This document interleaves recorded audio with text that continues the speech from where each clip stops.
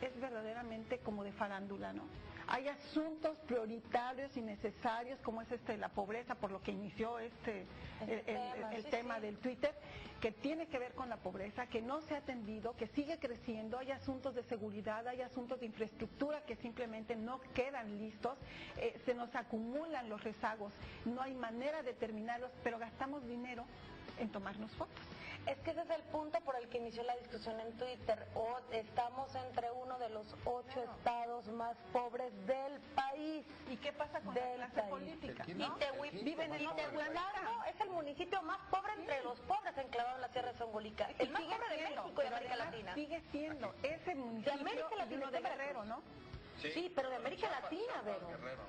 Pero Tehuacán se lleva a todos, ¿eh?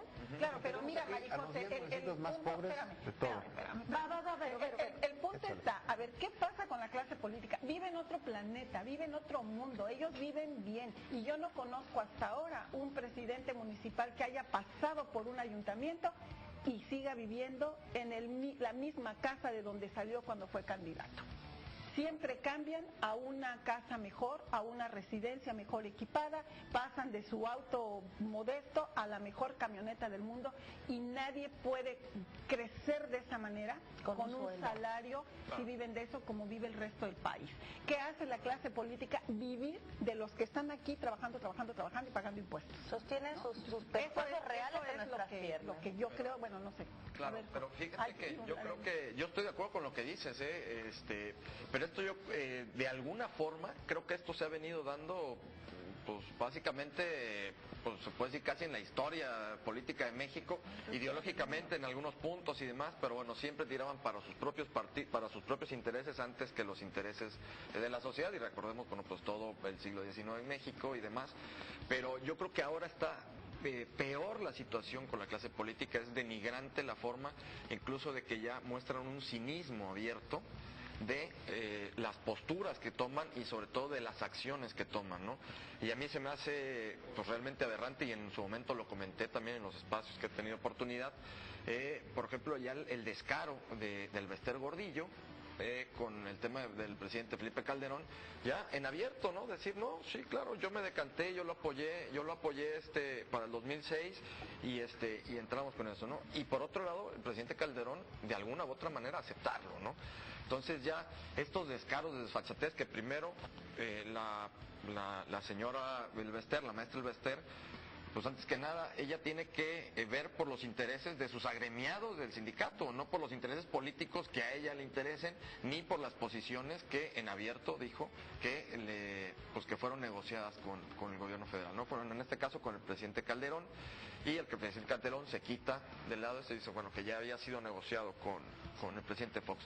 Entonces, llegar también a estos puntos de cinismo abierto, creo que eso lacera bastante en lo que es la integridad de todos los ciudadanos, de todos nosotros, porque ya ni siquiera se guardan antes las formas, como tú dices, ¿no? De la retórica, ¿no? La retórica, ¿no? Ese juego verborreico, ¿no? De decir, de hablar mucho y no decir nada, y todo, ¿no? Entonces ya van al grano y decirnos, sí, hacemos esto y qué, ¿no? Pues porque queremos el poder, ¿no? Claro, entonces a mí se me hace muy lamentable, ¿no? Con Humberto Moreira, ¿no? Que en el caso de uno de sus subalternos en el gobierno que él tuvo en Coahuila, resulta que está acusado de malversación de fondos, tienen que firmar una minuta en el Congreso Federal y lo paran los priistas, con todo el cinismo siempre. ¿Por qué? Porque era un colaborador de cuando fue gobernador, el ahora presidente del PRI. De verdad es lo que dice. Yo coincido contigo. Pero cinismo, defiéndete. Oye, y las cuentas te dejan apabulladas las cuentas de este muchacho, ¿eh? Sí. Del colaborador de Moreira. Te quedas apabullada con el dineral. Pero volvemos a lo mismo. Necesitamos que la sociedad le entre, la sociedad le atore. Yo vengo, sinceramente, de la sociedad. O sea, yo no me formé como político. Yo, de los 18 años que llevo del PAN, he recibido sueldo por diferentes cargos, 4 años y medio. El resto de años ha sido, yo le he puesto de mi lana, soy ciudadano, tengo mi negocio, tengo mi modo de vida, tengo un modo honesto de vivir independiente de la política, y eso me permite no prostituirme, te permite en unas malas decisiones hacerte un lado, no, esta decisión no estoy de acuerdo, y además la critico y la señalo y me peleo con ellos y la denuncio. Entonces, la invitación es a que todo el ciudadano le entre y empiece a señalar y que tenga memoria. Por ejemplo, hay temas bien simples, vamos a hablar del pasaje.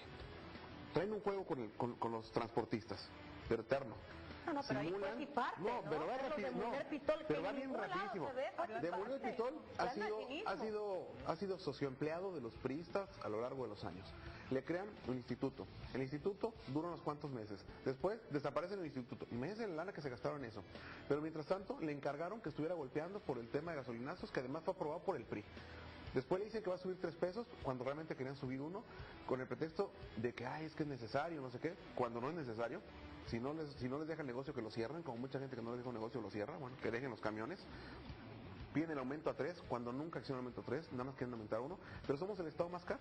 En Monterrey cuesta 6 pesos el camión, en el DF cuesta 4 pesos, en Puebla cuesta 6 pesos. En Puebla los discapacitados se suben al camión gratis, la gente mayor tiene la mitad del precio, 3 pesos. Los estudiantes les cuesta 3 pesos el camión en Puebla. En Jalisco igual, y les puedo decir precios en cualquier parte del país, que además tienen más kilómetros de andar, y cuesta más barato. Pero aquí como hay una sociedad entre prismo, gobierno y transportistas, y entonces simulan y después sale el gobierno o el gobernador como el gran héroe. No, en lugar de 3 logramos nada más que subieran 1. Y entonces hay que decirle gracias. O sea, imagínense, usted quiere que le agradezcamos, o sea, no le da vergüenza, ¿no? Y la sociedad también nos sale a decir, es una mentira, es una falacia, nos están engañando, nos están viendo la cara a todos.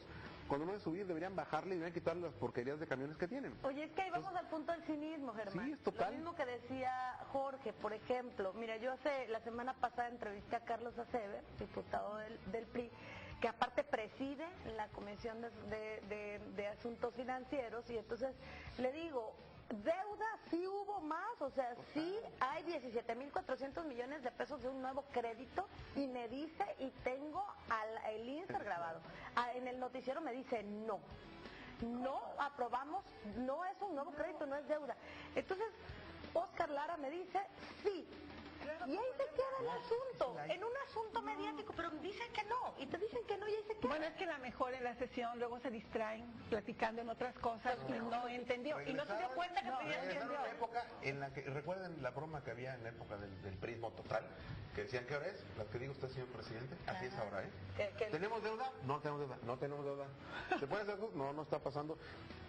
Por ejemplo, las placas, la pregunta, ¿las placas cuestan? No cuestan. Entonces, ¿por qué estamos pagando 290 millones del Estado que está quebrado? O sea, las cosas cuestan. Los aumentos se reflejan en la ciudadanía, las cosas sí pasan. Lo que discutíamos de los puentes, hay 1,000 puentes, oye, no, son 100, son 1,000, bueno, son 1,000, dijo el jefe que eran 1,000. O sea, no importa, no hay realidades, hay lo que el jefe diga. Y el jefe es el gobernador en turno y a quien él le haga los encargos. Pero, a ver, bueno, yo ahí aclaro qué pasa con la clase política. A ver, sale el gobernante de turno y se le ocurre decir lo que mejor le convenga para quedar bien parado mediáticamente ante la población y ante la clase política de la Ciudad de México, con la que tiene que negociar en un futuro algún otro cargo, ¿no? Eso. Pero ¿qué pasa con los partidos de oposición que deberían corroborar que el santo señor realmente está diciendo algo apegado a la realidad?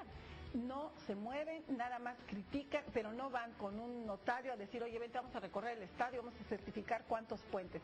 Hasta el final del sexenio anterior nos enteramos en una sesión del Congreso del Estado con Fidel Herrera, que dijo en su último informe, en la comparecencia, hay 1,132 puentes. Son puentes vacacionales de concreto, son puentes vado, puentes colgantes y puentes peatonales. Y puentes vacacionales. Sí, no, pero puestas en un charco para cruzar él. Pero eso te lo dije por Twitter, Germán. Sí, pero además... Sí, y se lo dije por Twitter, pero le dije, sí, Germán, pero los diputados de tu partido le avalaron un montón de deudas, le avalaron un montón de corruptelas y no lo denunciaron nunca. Aquí mismo dicen, oye, es que ¿por qué invitas a Fernando Yunes? Ya, hombre, invita a otro diputado de oposición.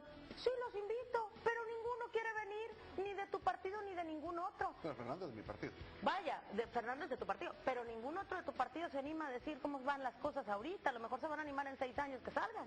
No hay que hacerlo ahorita. Óscar Lara, vente para acá, empezando por el que está aquí en Veracruz, ¿no? O sea, ¿qué haces allá? Mira, ¿sabes qué pasa con las bancadas?